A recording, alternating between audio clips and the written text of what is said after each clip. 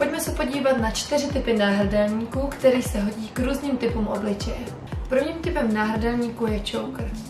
Choker neboli náhrdelník úplně u krku, který může být buď úplně utažený, anebo jako stuha ovázaná úplně kolem krku. Tento náhrdelník získal na své popularitě v 90. letech, ale protože retro je zase cool, tyto náhrdelníky jsou opět velice v módě. Tento typ náhrdelníku se hodí především pro rysové obličeje, protože ty rysy krásně vyvažuje.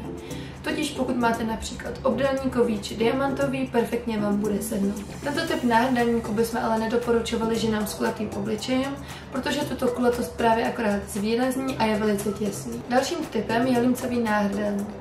Ten leží přesně jako límec košile, kousek nad lícními kostmi. Je tady o něco další než choker, ale pořád kratší než Princess náhrdelník. Tento náhrdelník se opět hodí k rysovým typům obličeje, právě protože tyto rysy vyvažuje. Rysové tvory obličeje jsou například obličej obdélníkový, diamantový anebo čtvercový.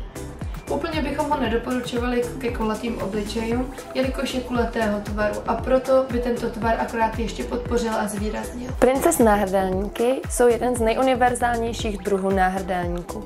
Končí většinou těsně pod lícní kostí a jsou velice jemné a můžete je nosit víceméně k čemukoliv. Prk může být také barevný anebo například s nějakým vzorem, jako já mám teď na sobě tohoto andílka. Tento typ náhrdelníku bych doporučila všem typům obličeje.